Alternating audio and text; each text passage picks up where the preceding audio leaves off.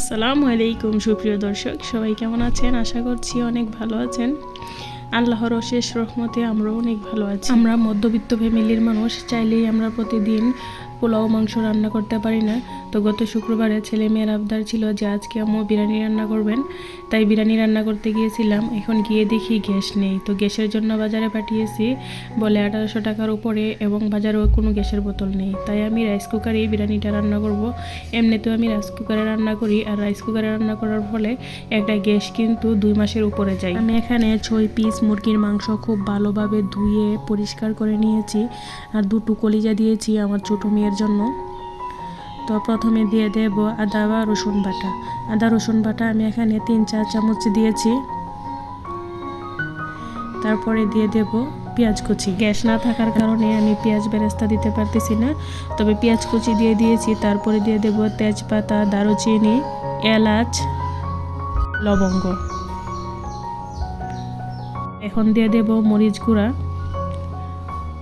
তারপরে দিয়ে দেব জিরা গুঁড়া, ধনিয়া গুঁড়া,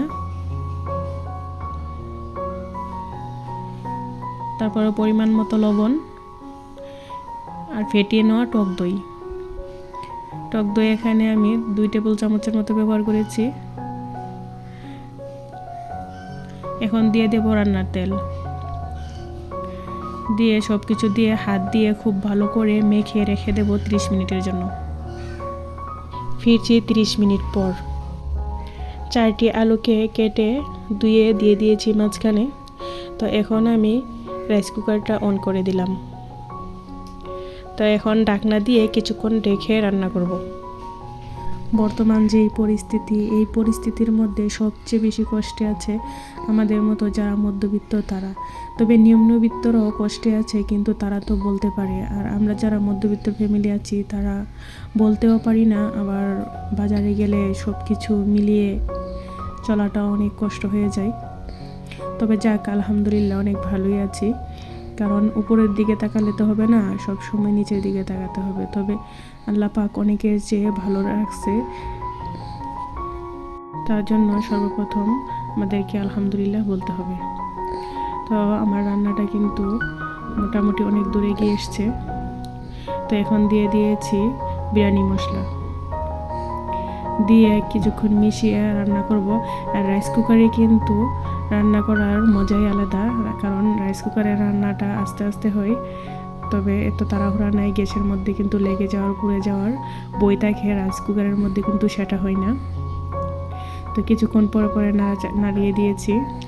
তো আমার মাংসগুলো কিন্তু খুব ভালো করে কষানো হয়ে গেছে। এখন আমি উঠিয়ে রেখে দেব। বাকি মশলাটুকুর সাথে আলুগুলো রেখে এখন ধুয়ে পরিষ্কার করে রাখা চালগুলোকে দিয়ে কিছুক্ষণ ভেজে নেব। এতে করে পোলাওটা অনেক বেশি ঝরঝরা হবে। তো কিছুক্ষণ ভেজে নেওয়ার পরে আমি দিয়ে দেব ফুটানো পানি। এভাবে একবার হলেও বাসায় ট্রাই করবেন, কারণ খুব সহজ রান্না, কিন্তু খেতে কিন্তু অসাধারণ। শুধুমাত্র গড়ে থাকা অল্প কিছু উপকরণ দিয়ে রান্না করতে পারবেন, মানে মুরগির মাংস রান্নার মতো এই বিরিয়ানি রান্না। এতে সহজ রেসিপি আর হয় বলে আমার মনে হয় না। তো কিছুক্ষণ ভেজে নেওয়ার পরে এখন দিয়ে দেব ফুটানো পানি। আমি এখানে 2 কাপ চাল নিয়েছি, তবে পানি দিয়েছি 4 কাপের চেয়ে একটু বেশি, কারণ আমার চালটা পুরনো ছিল। পুরানো ভাতের চাল রান্না করতে গেলে পানি একটু বেশি দিতে হয়, আবার নতুন চাল রান্না করলে সেক্ষেত্রে 4 কাপের চেয়ে একটু পানি কম দিলেও হবে। তো খুব ভালো করে মিশিয়ে এখন দিয়ে দেব গুঁড়ো দুধ। গুঁড়ো দুধ এখানে আমি 1 চা চামচ উঁচু উঁচু করে দিয়েছি, এতে করে পোলাওটা অনেক সাদা হবে এবং খেতেও কিন্তু ভালো লাগবে।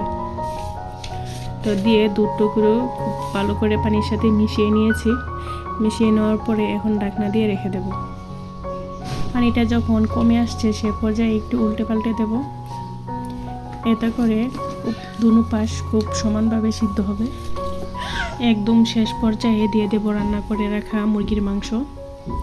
এখানে পেঁয়াজ বেরেস্তা দিয়ে দিতে পারেন,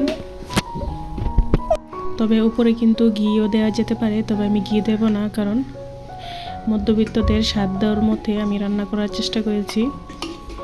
তো এখানে ঘি দেব না। তো এখন ঢাকনা দিয়ে কিছুক্ষণ দমে রেখে দেব। তো ফিরছি আবার কিছুক্ষণ পরে। এখন ঢাকনাটা খুলে দেখিয়ে দেব যে বিরিয়ানিটা কেমন হয়েছে। উপরে কিছু কাঁচামরিচ দিয়ে দিয়েছিলাম। তো দেখুন মাশাআল্লাহ কত সুন্দর এবং ঝরঝরা হয়েছে। বিরিয়ানির গ্রানে তো আমার পুরো রুমই মুখরিত হয়ে গেছে। মাশাআল্লাহ কতটা সুন্দর হয়েছে।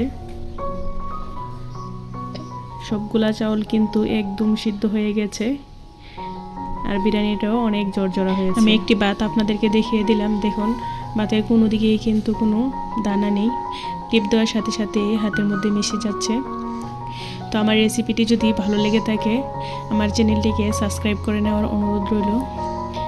আর আপনারা কমেন্ট করে জানাতে পারেন যে রেসিপিটা কেমন হয়েছে। তো এতক্ষণ পাশে থাকার জন্য অসংখ্য ধন্যবাদ। আজকে এই পর্যন্তই বিদায় নিচ্ছি এখানে। সবাই ভালো থাকবেন, সুস্থ থাকবেন আর আমার পরিবারের জন্য দোয়া করবেন। আসসালামু আলাইকুম। আল্লাহ হাফেজ।